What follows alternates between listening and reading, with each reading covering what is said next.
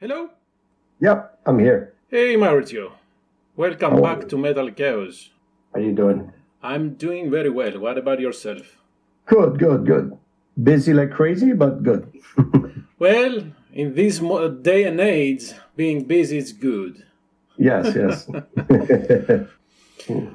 Okay, so I will start with Dark Wings of Deception and asking you there is an excerpt there. Kings being chosen by God, but still make the mistakes of man. First of all, Mhm. where does this come from? Is this from a movie? It is from a movie. The It's medieval from one, right? it's the movie called Medieval. Yeah, So yeah. why did you choose? Why did you choose that excerpt?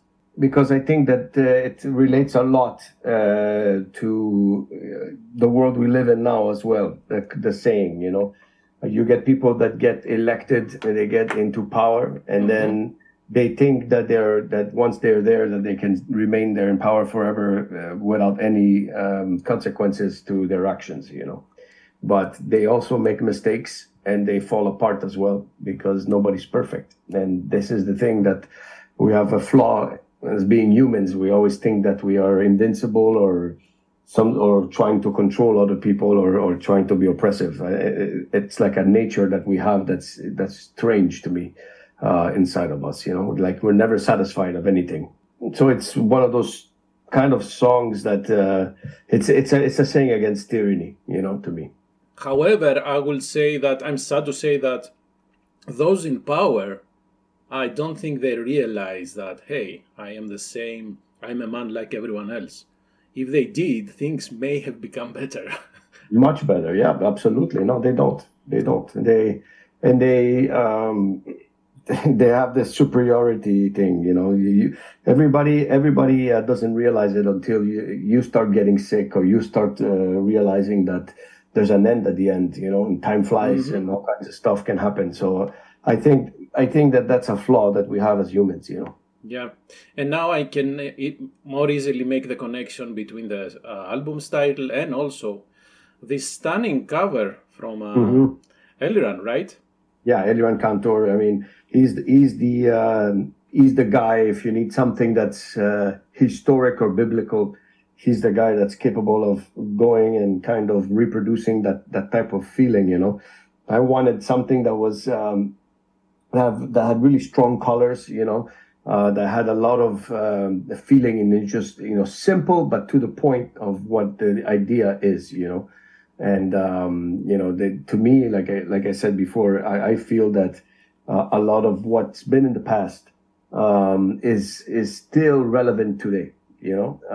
Especially the story of David versus Goliath. I think that we're moving towards that type of situation again now, where the people are getting crushed by this huge force on top of everybody that's controlling everything and making it tighter and tighter and destroying everyday freedoms. So I think that at least limiting the freedoms compared to what we had before. There's always a new event that gets them the power to do that, and I believe that it's getting crazy at the moment. Well, at the same time, we are so willing to give them our freedom in some cases. We are part, yeah. Absolutely. Oh, absolutely. We are totally brainwashed. A lot. I mean, I'm not going to say everybody, but a majority of people prefer to be conformists, and just go along with anything that happens as long as they have the little things they need to survive. But what they don't understand is that even those little things they have will be taken at some point, because it never ends. It's like the thing that you keep feeding the machine. At some point, it's going to eat everything. So it's just basic common sense. It doesn't take a genius to see what's going on. And the world just right now seems upside down. And when you looked at, for example, during the COVID time, the 2-3 years, it gave people opportunity to kind of open their eyes and start to see what level this has become. When so look, the bottom line with me, man, is I'm easy with the situation of understanding what our needs are as humans, right? Because at the end, we have to protect the things that keep us functioning as a society. Correct. And that's freedom of speech is extremely important because without it, me and you are not talking right now. And there is no debate. And to me, debate is the most important thing there is, because even if there's two opposing views. We need the two opposing views to understand together where to find a solution. And I believe that now that's being crushed more and more. If you're not part of the narrative that's being pushed by the top people with all the money and the power and the strength, you are becoming more and more silenced and censored and stuff like that. And as metalheads, we've always been opposing that type of thought, like or actions. We've always been outcasts in society that believe, in the freedom of being who you are, and I just see that thing more and more as being a problem, So Kataklysm is not, a band that promotes Satanism or promotes all kinds of weird stuff, killing babies or whatever in death metal. We are a band that's very strongly rooted in the mind and the soul and like life in general, So that's our message in there. It's actually a positive message on the album. It's a fighting message, It's not a message of we're doomed, I always still believe that there's hope at the end of the line. Well, we have to think like that, because otherwise, if we are not heading towards the light, right, we will not get anywhere and we will be stuck. The only objection that I have with the things that you said is that I like having discussion debates. The only thing that I don't like currently is that everyone likes to get polarized. It's either two opposite sides or nothing. There is no gray zone, and no one is willing to take the step. Right, to take a step. And I can come closer to Maurizio, even though we disagree. We will find a way. This is why we are discussing, right? Oh, yeah. I mean, they're never, ever in the history of even metal. When you go to a concert and you can tell, on my left, on my right, it's like politics were never spoken in metal. We spoke about music. We spoke about the influence. We spoke about all kinds of stuff that we like, the bands we like, how heavy is this band? Oh, this band's a poser now, or whatever, like those were the battles. Now it's like, they're like that, because they've this type of thinking, and it's the moment that the people incorporating the ideology that governments and people are pushing out there on people, on the bands, and on everything. Then when the bands start promoting messages like that, or people start then it becomes part of the industry, and then we start having division, same way as everybody else has it, Right. So, for example, even for us, we just did a huge long tour in Europe with Soulwork, Kataklysm and Soulwork and Joint Forces did a huge tour. And there was places where in my history of doing this for 30 years, I've never had to deal with certain things that we've dealt on this tour. Like, for example, in France or in Holland, where we went to having catering, like they supply us food, right? Because we were playing, they give us dinner and stuff like that. And there was, I think, on 23 people on the tour package, there was maybe, I would say, 4 vegetarians and 1 or 2 vegans or whatever. And they would not serve meat anywhere. They would be like, we don't kill animals here, things like that. And it's like, it's nowhere near what it used to be, where everybody had an opinion and where everybody had some sort of understanding that everybody can do what they need to do and so respect people's choices. Now it's becoming more and more militant, becoming more and more ideological. And I think that's a bad thing. It's a bad direction. It's bizarre, because you would expect, as we get better, technology advances, everything should in theory become better. We are moving towards the past. Yeah. That's crazy. It's That's insane. crazy. Absolutely. It's insane. Man. But I see it, but it's okay. I mean, whatever. It gives us a subject to talk about in metal. Oh yes, I hope. This is one of the challenges in death metal, because although your vocals are not the ones that are buried, what you're saying is buried beneath the growls. You can understand what you're saying, but still, it requires a little bit more effort. And I hope people will get and read the lyrics. Even if they disagree, that's fine, perfectly fine.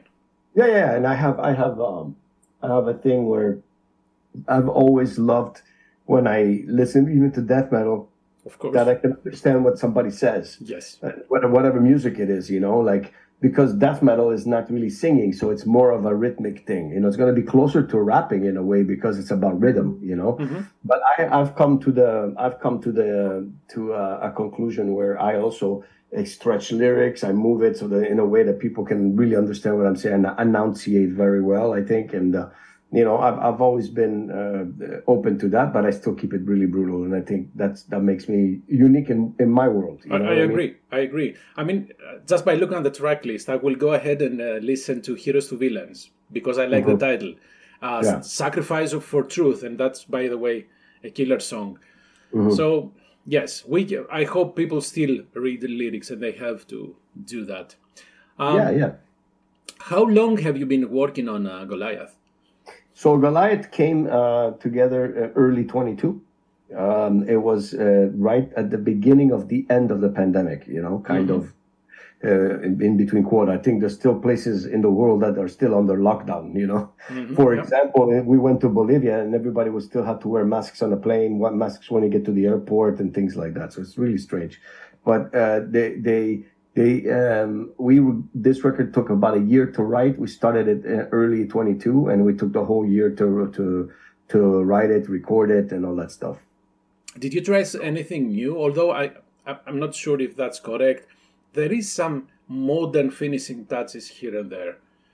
Absolutely. I mean, we've already did that big change of sound on the last album, on Conquered, and then from that record, we've continued the evolution of that type of sound, which is much more modernized and down-tuned. So then what we did is we took the idea of leaving the songs sitting for a while, coming back to them, doing that. That's why it took a year. We didn't do it like most bands, maybe 2 months the album is finished because they work every day on it. We wanted to make sure those songs are still going to be killer, when we leave them and we come back to it. It's a trick I use a lot with other bands I work with as well. But with Kataklysm, it's much more important because now we're at 15 records, so It has to be something special in it in order to get some attention. People get jaded because there's so much stuff out there. Oh, it's just another Kataklysm record, right? So in our heads, it's a very important album because it got written with a lot of anxiety, in the sense that we had a lot of all this build-up thing from the last 2-3 years of being locked down and all this crap that happened, and that mixed with the fact that we are at a period of our career now that we still feel like we have to prove ourselves in a certain degree. Really? I have to believe that, because that pushes us to be strong. I'm very challenged. I challenge myself a lot. Yes, that I understand, but I don't understand.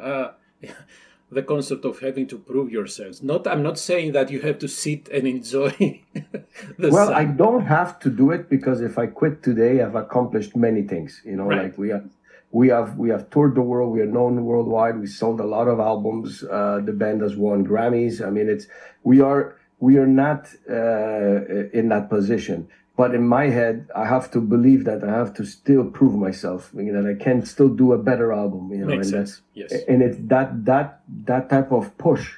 And it's not good to compare yourself, right? But I force myself sometimes to compare myself with other bands that are doing very well. And that gives me the motivation also to try and get better, So I'm a strong believer in competition. I think that it's a healthy thing. Same way as you watch a soccer game or a football game or whatever, and you want your team to win as much as the other team wants to win, and that competition makes you get better and stronger. Like the teams get better. So I find that that's very important for music, the competitiveness of it, just to get you going. Yeah, I agree, and it's not only for music. It's I hope this message goes out to your personal. Not evolution, improvement, right? You have to challenge your own. Yeah. Absolutely, So you did something strange now with the videos. You released first Bringer of Vengeance and then Die as a King, right? Correct. However, Die as a King is the prequel, right? Yeah, just wanted to do something a little different. That first of all, the part 1 and part 2 thing it's not really something you see in videos a lot already to start, but I really went the extra step in doing it backwards. I wanted to do something where, was a bit different than what people are used to. It was a big, long video shoot, and we cut it in half because it's like a big, long story.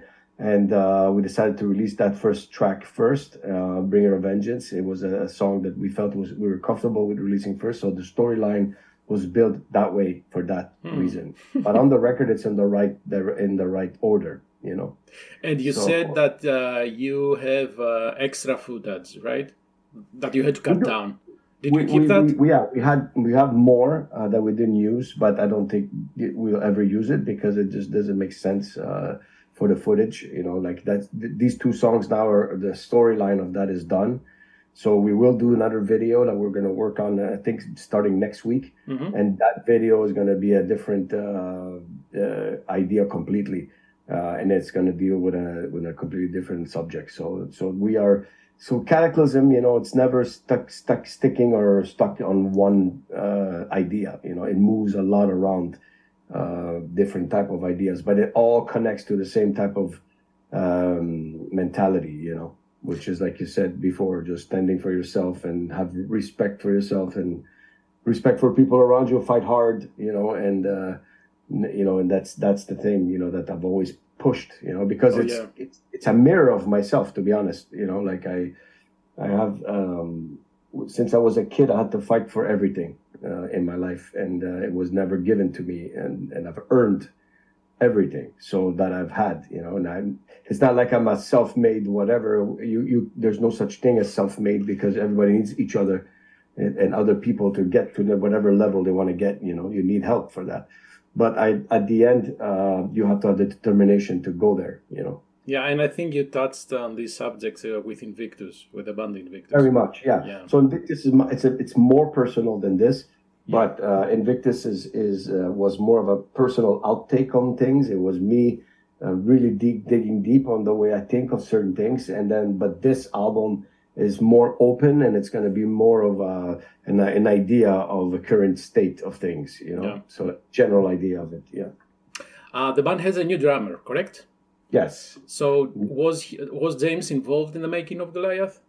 Yes. Well, I mean, he did not write, for example, riffs or anything like that. He's the new drummer, but he had free hand to do what he wanted to do drum-wise, because I don't believe in limiting somebody's creativity in a band, because at some point that's going to backfire. So it has to, for him to join Kataklysm, we already have to have a certain connection. So when we went on tour, we did touring first to make sure that we all get along. So that was the first step. So we did three tours together in the United States, and they went very well, and we became brothers right away. And so the chemistry was there, very, very strong, and we could tell that the fans saw a different type of Kataklysm that was much more united than before. So coming into this record, we were prepared as a unit, instead of being like, hey, is he going to do a good job, like type of thing. And he also, one thing I really respect about him and I love, is the fact that he, when he came in, he's like, why didn't you guys do any hyper blasting on the last, couple of records, like the trademark blast beat that we have, Right. And I said, well, my ex drummer didn't want to do it anymore. Like, he didn't want to do that blast, because he did not invent it, because it wasn't his style, so he didn't want to do it. So we had to kind of push that aside for a few albums, and he was like, I think it's important that we bring it back. So he was the one that said, like, I'm going to bring that back, and I'm going to add my own touch to it, and I'm going to do something cool. And it's like, I think we should respect the band's old sound as well, now. And I thought that was very commendable. So that philosophy, brought in by him, and us coming in with the determination of doing a really strong record with him, really gelled well together. And he's already super, very, well-known drummer. I mean, even before he came into Kataklysm, he has more followers than me on like all the socials and stuff, but he's a young guy, so it's normal. That's good. All of those things you said are good. And I think Kataklysm did a long audition of James. Yeah. I mean, It's an important factor because you spend more time with these guys on the road than sometimes you spend with your family. Correct. And yes. You have to get along, and you have to be there also for each other when you have moments that are depressive and then there's problems. I mean, when people take touring is incredible, and to be honest with you, I do love it. I mean, it's an escape, right? But at the same time, you spend a lot of your days waiting. It's like because you go on stage, let's say at 10 o'clock at night or 8 o'clock, depending on positioning and all that stuff. You work pretty much for an hour and a half. You wait all day long just for that. So sometimes it's boring. You don't have your family around, and the beginning you're excited. So the first few years you do this, I love it. But after you do it after 30 years, it becomes a little bit tough. Yeah, and I have no idea how even your psyche reacts when you have this massive injection of adrenaline and all the energy you get from the crowd, and then you have to shut it off for, I don't know, for maybe longer than 12 hours and then get back at it. So it's a little bit of huge, two extremes, right? Two extremes in your condition. So I understand what you're saying about maybe some kind of a depression or, yeah. And I wish people from bands, musicians would be more open about these things. And so what's happening behind the scenes is not peaches and cherries, right? No. It can be very, very depressive as well. Mm-hmm. There's another thing too. I mean, you do this, and then when you're not doing it, you're wanting to go back out. Yes.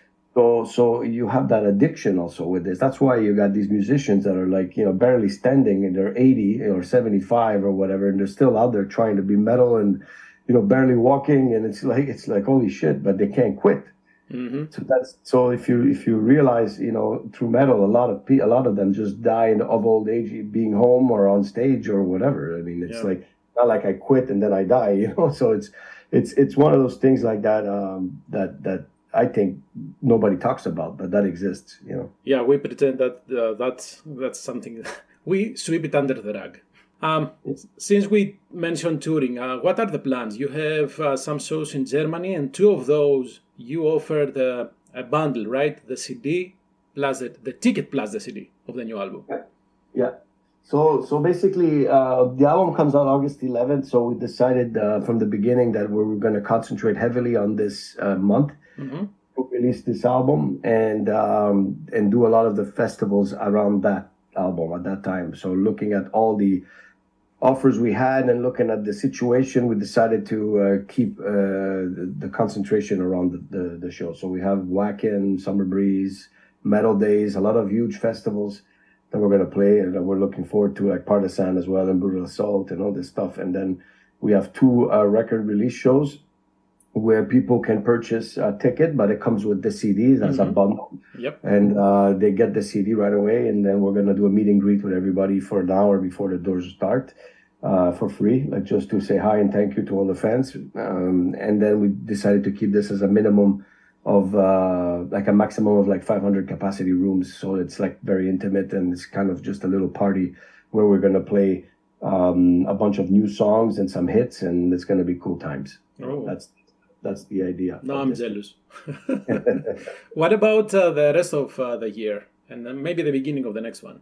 Okay, so basically after that, we're going to take a break because we just came back from a very long trek that was 3 months long. And in those 3 months, we did 35 countries and 72 shows. So it was absolutely crazy. And so we are a little bit tired and trying to regain our focus as we start promoting this record. And then we're going to go to Europe in August for 2 weeks. And then we come back and we stay home for a couple of months to continue to promote the record and just taking it easy. And then eventually we will do some shows in Canada in December, I believe. We're going to do we're going to start the campaign in Canada this time. Okay. Because we have not played much in our home country. And then the plan is to come back to Europe, I think somewhere in early 24. On a short run. We're not going to do long tours like we used to do. It's going to be much more controlled now, like 3 weeks type of thing maximum, and that's it. After that, US, and we do the usual things we do to spread the word of Goliath. Yep, packed 2024. Um, Anything from XDEO or We are and Invictus though? so Invictus. I'm not sure yet. There's some speculations of ideas that are floating around, but I don't have the time for it at the moment. I know that I've made some time in the fall to try and get a couple of songs for an EP for XDEO done. Mm-hmm. So we were working on we were working on that idea, and so that So basically, we're going to try and do an EP and release some more XDEO. So XDEO, I want to do some more stuff for it, so it'd be cool to release something for that. And you said Invictus, we should be expecting sometime a second album from you. Well, there's a chance, but for now, it's not in the plans. Okay. And last question, since you still have Distortion Music Group and Hard Impact Continental Touring, right? You have both of these. Yes. So how is the atmosphere like after the pandemic? Things seems to have been more expensive nowadays. There are some tours getting canceled in Europe. What is your inside info? Very tough. It's like, I'll give you an example. A tour bus used to cost, let's say in the United States, $1,200, $1,300 a day. Okay. Mm-hmm. Now it's 2,000. So we're facing things like this. We're facing most of the crews and the professionals that used to work in our industry are gone because they had to find other jobs, and Correct. a lot of them did not come back. So this forced a new generation of people to come back, but they're not yet developed like the other ones that were there. So there's a lot of stuff that's weird, mistakes and things happening. Mm-hmm. And the ones that remained are charging an arm and a leg now in fees to go on tour because there's too much demand for them. So it's a shortage also in there. And so it's the post-pandemic world is not the same as the one that was before. And it's a very different outlook right now. It's very tough. If you're a new band, and it's going to be extremely difficult with these type of situations to move forward. And do you think will absorb the higher prices? Can the metalheads do that? So what happens is that the ticketing, right? So the mm-hmm. promoters, they don't want to lose money because the costs are so high, so they have to put high ticket price. Okay. The bands can't afford to pay the transportations and flights and all this stuff, and they're paying their crew and all the stuff they need to get to a city. So their prices need to go up. So ultimately, it's always the consumer that gets hit with it because they have to pay more for everything. So at some point, when you are going to a concert and you're facing, for example, 10 concerts, in the same week, or 10 concerts, let's say even in a month, it's way too much for you to do 10 concerts. And it's way too much expensive, So that's the main issue. It's the thing that, because you stop the world for 3 years and then you put it fast forward after 3 years, and then you have every single band that needs to go out. So everybody's out and everybody's trying to charge more and more because they can't make it. So it becomes this big, pile of shit, to be honest with you. Yeah. So that's the thing. So what they say, only the strong survive, or I believe more who adapts survive, Mm-hmm. So that's where we are now. You're going to start seeing a lot of bands breaking up, soon. That's our own Goliath, let's say.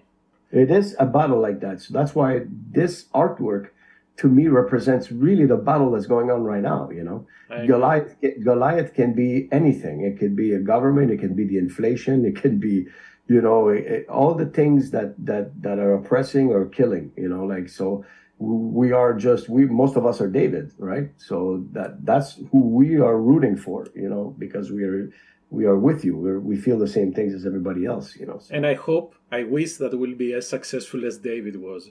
And I think hopefully, yes, but I do believe that, evil chases good and good chases evil, and that's going to be something that will be forever. And that's the best way to end this discussion.